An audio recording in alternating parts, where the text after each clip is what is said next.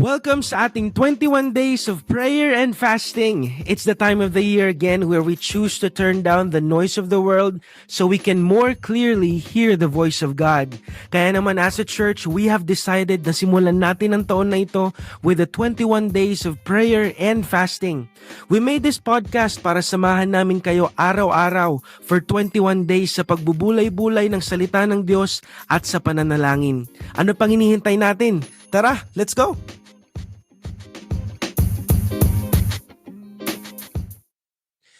Ayan, isang magandang gabi po sa bawat isa. Siguro po by the time na napapakinggan nyo po itong podcast na ito ay gabi na. This is actually gonna be sent to you sa pagsisimula ng ating 21 days of prayer and fasting. This is day 1, January 6.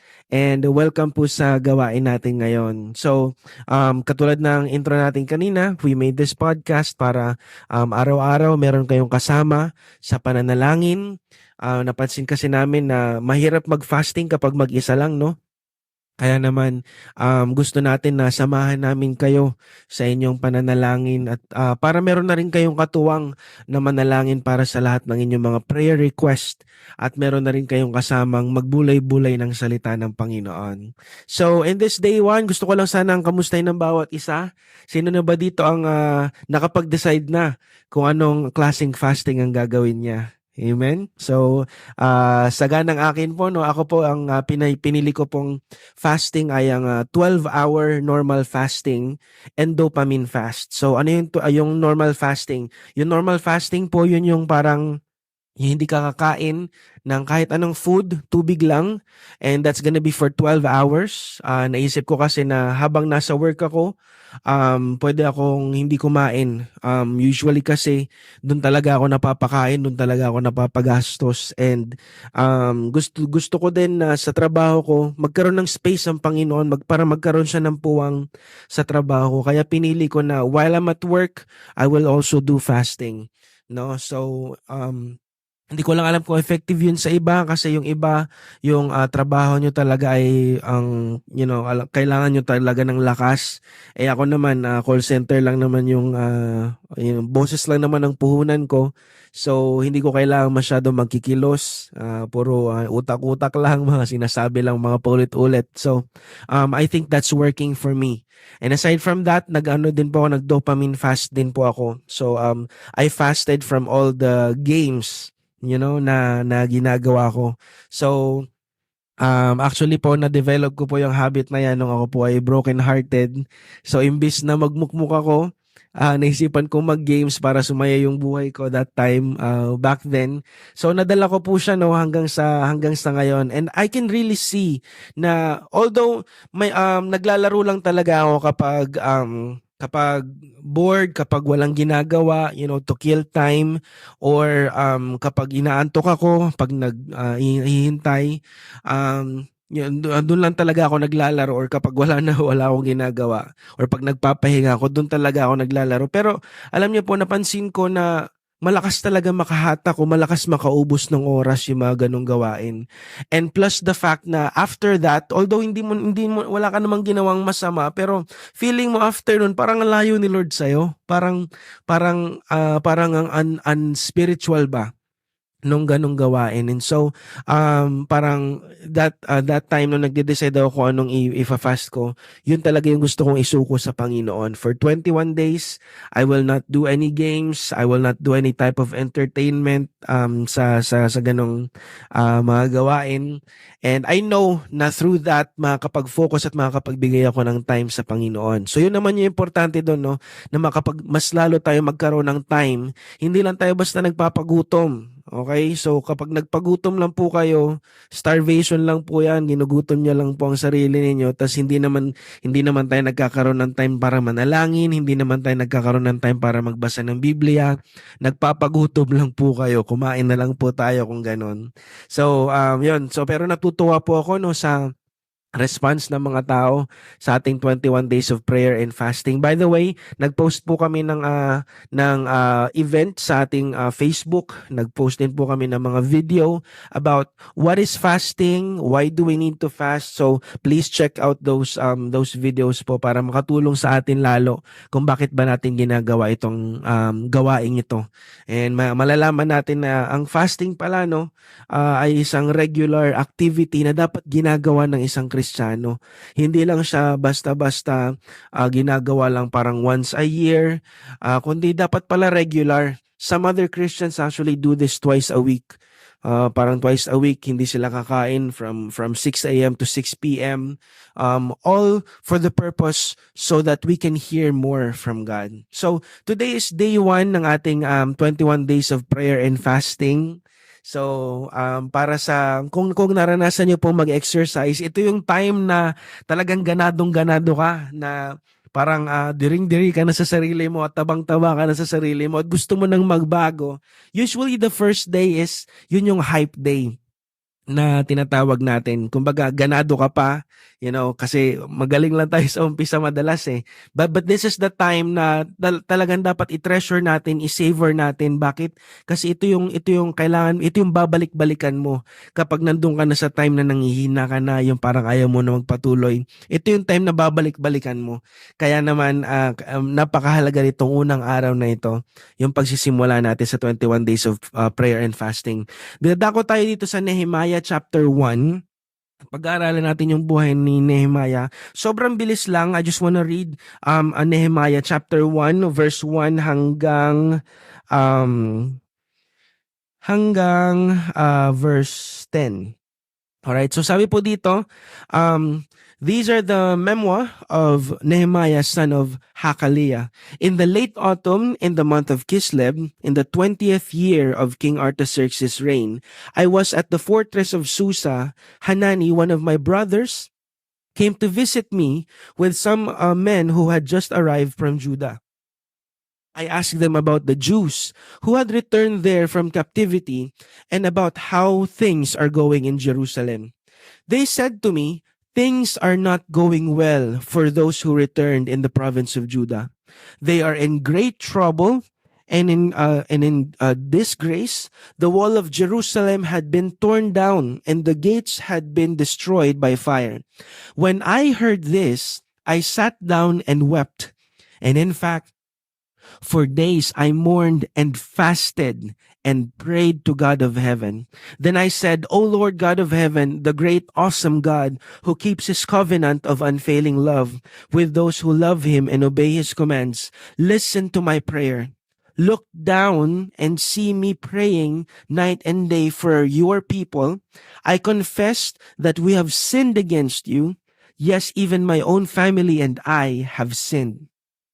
We have sinned terribly by not obeying your commands and decrees and regulations that you gave us through your servant Moses.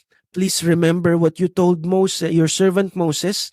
If you are unfaithful to me, I will scatter you among nations. But if you return to me and obey my commands and live by them, even if you are exiled to the ends of the earth, I will bring you back to the place I have chosen for my name to be honored." Sandali po tayo manalangin. Lord, samahan mo po kami. Mangusap ka, O Diyos, sa amin habang inumpisahan namin tong 21 days of prayer and fasting.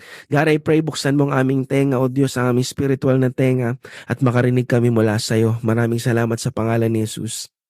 Amen and amen. So si Nehemiah po mga kapatid, isa siya sa mga talagang kino-quote na verse kapag mag-search ka ng verses about fasting. Why? Kasi si Nehemiah po, siya talaga yung may parang pusong napakalambot na nung narinig niya yung masamang balita na nangyari sa kanyang mga kababayan doon sa Judah, sa Jerusalem, talagang nanangis po siya.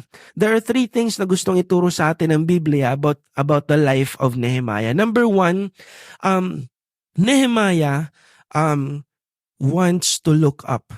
Alright, so yan ang number one. Nehemiah wants to look up. So bago inanalyze ni Nehemiah yung problema, nung narinig niya yung problema mula dun sa kapatid niya at dun sa mga lalaking galing dun sa probinsya nila, hindi niya muna inanalyze yung problema, hindi niya muna trinay isolve yung problema. Alam niyo po, ang una niyang ginawa, mga kapatid, ang una niyang ginawa ay nanalangin siya sa Panginoon. He looked up. Tumingin siya sa Diyos. In fact, sabi niya po sa prayer doon, sabi niya doon na, Lord, tumingin ka sa baba. Ibig sabihin, ang posture talaga ni Nehemiah nung narinig niya yung mga problema is tumingin siya sa taas and nanalangin siya, Lord, tingnan mo ko dito sa baba. Lord, tingnan mo ko kung paano kung yung kalagayan namin, no, which leads us to ask, parang gusto kong tanungin ng bawat isa, kapag tayo po ba nagkakaroon ng problema, anong una nating ginagawa? Alam niyo po, guilty po ako dito, no, dahil madalas kapag meron akong problema, ang iniisip ko agad solusyon.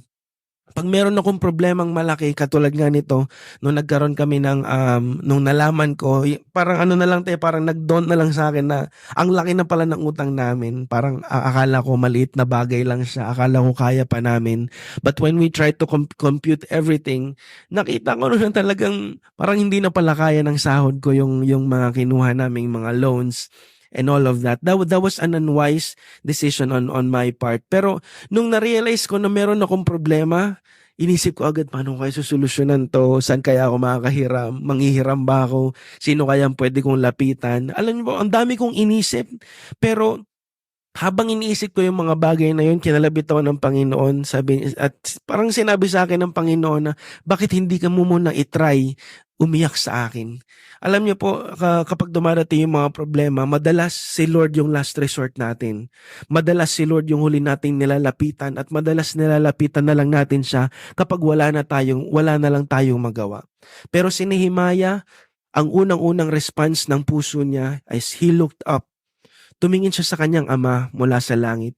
At sabi po sa Psalms chapter 121 verse 1 to 2, I will lift up my eyes from the hills. Where does my help comes from?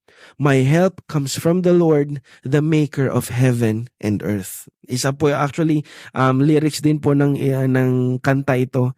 At talagang it reminds us, no, na kapag merong pagsubok, merong mountains na dumadaan sa harapan natin, dapat ang una nating maging response ay lumapit sa Panginoon. At alam niyo po ba na ito isang bagay na gusto ng Diyos na maging response natin. At sa tuwing hindi natin ito natututunan, kapatid, ito, may sasabihin po sa inyo yung sekreto. Sa tuwing hindi natin natututunan ng isang bagay na tinuturo sa atin ng Panginoon, alam niyo po kung anong nangyayari? Umuulit yung problema. Amen? Umuulit yung problema. Minsan may problemang isa, tapos natapos. Tapos hindi mo kumbaga hindi ka dumulog sa Panginoon, hindi mo inunang hanapin ng Panginoon, natapos yung problema. Meron na namang isa. Tapos ganoon na naman ulit na parang bibigay ka na, parang ang laki-laki ng pagsubok na ito. Pero kapatid, hangga't hindi natin natututunan na unang hanapin ang Panginoon, alam niyo po, ulit ng ulit yung test. Parang grade 6. Ganyan. Parang grade 1, kapag hindi mo na ipasa yung test ng grade 1, kapatid, uulit ka sa grade 1 hanggang sa ikatanda mo na lang, andiyan ka pa rin sa bagay na yan. Kaya ano pong marapat nating gawin kapag meron tayong problema, ang una nating hanapin ay ang Panginoon. Pangalawa po, so aside from Nehemiah looking up, he also looks within. So hindi lamang siya tumingin sa taas, tumingin din siya sa sarili niya. During this prayer and fasting, alam niyo po, habang tayo'y nananalangin, importanteng tinandin natin ang ating sarili, tinandin natin ang ating katayuan sa Panginoon. Nehemiah makes it a priority to ensure that his own heart is right before God. It is important as we dedicate time to prayer and fasting that we ask the Holy Spirit to search our hearts. Nakakatuwa po yung panalangin niya kasi nung nakita niya, nung narinig niya na merong problema, merong malaking pagsubok, at nung nanalangin siya, Nakakatuwa kasi nung nanalangin, marami kasi sa atin kapag nananalangin tayo, ang madalas na bukang bibig natin, Lord, kailangan ko ng ganito. Lord, pengin ng ganito. Lord, pengin ng ganyan. Lord, kailangan ko ng ganito. Pero nakakatuwa sa prayer ni Nehemiah, habang nananalangin siya about sa pagsubok niya, nakita niya kung gaano siya naging makasalanan mula sa Panginoon. Nandun yun sa prayer niya, basahin niyo po. Sabi niya doon, I acknowledge that we have sinned before you. Na hindi lang ako, pati yung pamilya ko at ako, naging malaki ang pagkukulang namin sa'yo. So it's really important that while we are in the season of prayer and fasting, magpasiyasa tayo sa Panginoon.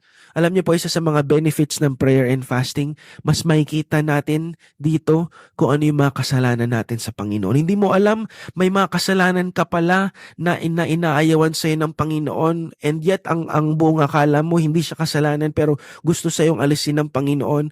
Only by prayer and fasting and only by separating a time, setting apart time for the Lord, doon lang natin minsan makikita yung totoo nating kalagayan. So lastly, at dito na po ako magtatapos.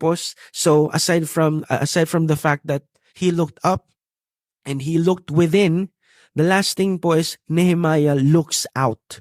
So hindi lang siya tumingin sa Panginoon, hindi lang niya tinignan yung sarili niya, yung sarili ng kalagayan. Alam niyo po, isa sa mga na-develop sa heart ni Nehemiah, na hindi lang siya manalangin para sa sarili niya, kundi nanalangin siya para sa pangangailangan ng iba.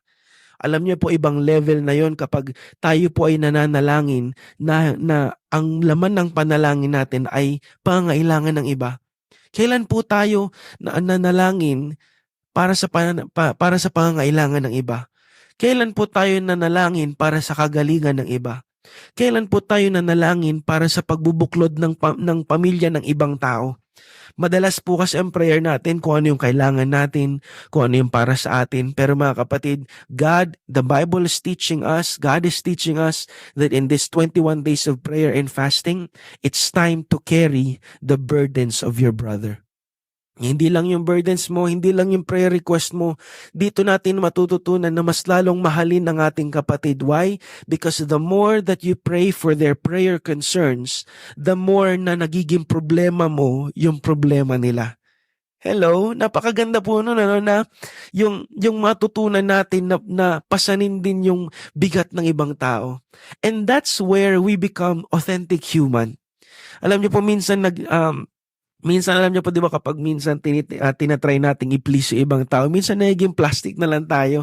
Pero alam niyo po, pag natutunan natin ipanalangin yung prayer request ng iba, that's when we will truly start to love other people. Doon natin makikita, doon natin mararamdaman kung anong nararamdaman nila. Doon nagsisimula na ilagay mo yung sarili mo sa sapatos nila. And so Nehemiah looks out. His primary concern is not for himself, but for his countrymen in Israel. Alam niyo po, ngayong 21 days of prayer and fasting, lalo na po bukas, magkakaroon tayo ng prayer buffet. I encourage yung mga kapatid na seryosohin natin itong bagay na to. Bukas, we will give out to you envelopes. At yung mga envelopes na yun, parang yun po yung pinggan ninyo kapag nagbo-buffet kayo. Di ba kapag nagbo-buffet tayo, una natin kinukuha yung pinggan. Tapos pupunta ka sa Filipino section, pupunta ka sa American section, sa Japanese section, tapos kukunin mo doon kung ano yung gusto mo, no? And this time, the reason why we made it a prayer buffet is because you will get your own plate. Dito, kukunin mo yung sarili mong envelope and you will start putting inside things that you will pray for the whole year. Meron po tayong mga prayer concerns like yung DVBS natin, yung 15th anniversary ng JTG Cainta, kailangan natin ipag-prayan, Philippine government, DVBS, Bible studies, and a whole lot more. So bukas po, pagpunta nyo po sa church, may makikita kayong isang board na may lamang mga prayer request. And before we end our service, we will all go there at kukuha tayo ng mga ipapanalangin natin. And so for the whole week, kapag nakikita mo yung sobre na yon, maalala mong manalangin. So yun ang technique doon. Pag nakita mo yung sobre na yon sa bahay nyo, that means that God is nudging you. God is poking you to pray at that very moment. Ganun yung ginawa ko nung ginawa namin yan last year. Sa tuwing nakikita ko yung envelope, that means that God is telling me to pray that time. So again, anong natutunan natin kay Nehemiah sa ginawa niya na pagfa-fasting? He looked up. Kapag may problema tayo, ang Diyos ang unahin natin. Huwag muna natin i-analyze yung problema. Huwag muna natin intindihin ang sasabihin ng iba. Intindihin muna natin kung anong sasabihin sa atin ng Panginoon. And next, we look within. Kailangan natin ihingi ng tawad anumang mga pagkukulang, anumang mga kasalanan meron tayo, nang sa gayon yung prayer natin, hindi maging hinder yon para dinggin ng Panginoon ang ating mga panalangin. At panghuli, we looked out. Kailangan mas maging sensitive tayo, masanay tayo na mag-pray para sa prayer concern ng ibang tao. And so, ano pong mga key takeaways niyo mga kapatid? May natutunan po ba tayo sa session natin for today? Sobrang ikli lang. We just want to walk with you every day. And sana po may napulot kayo. And I pray na sa season na ito ng ating prayer and fasting, makarinig tayo lalo mula sa Panginoon. Let's pray. Lord, maraming salamat Panginoon sa araw na ito. Thank you Lord for this first day Panginoon na sinimulan namin ng prayer and fasting. Lord, I pray, turuan mo kami na sa'yo muna lumapit, O Diyos, every time we have problems, every time we have concerns, Lord God, na ikaw ang una naming hanapin. And Lord, patawarin mo kami sa lahat ng aming mga kasalanan. And Lord, we pray, Panginoon, O Diyos, na turuan mo kami, bigyan mo kami ng burden, O Diyos, na ipanalangin ang prayer request ng iba. Maraming salamat, Panginoon. Salamat sa pag-ibig mo. Pinupuri ka namin, pinapasalamatan sa pangalan ni Jesus. Amen and amen. God bless you po and see you all tomorrow. Bye.